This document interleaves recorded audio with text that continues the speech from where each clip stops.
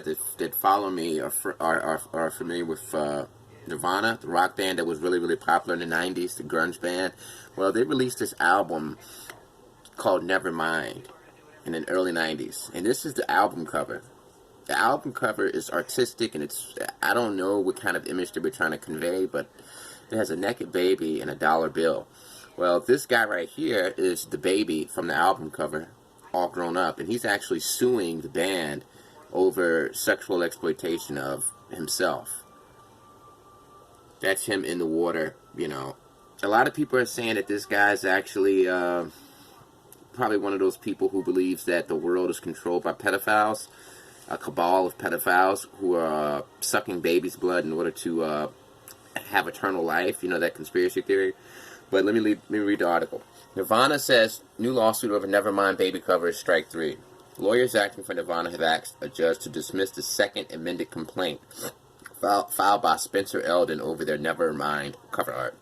Elden, who appeared on the artwork for the band's second album when he was a baby, initially sued Nirvana in August last year for failing to take reasonable steps to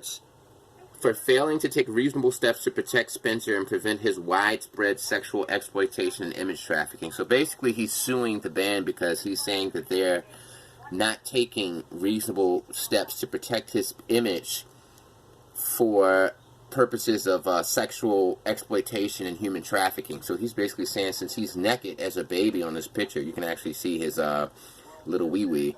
He's saying that this is actually encouraging his image to be used in child porn and stuff like that. So it's crazy. Yeah, like I said, you can see his little wee-wee.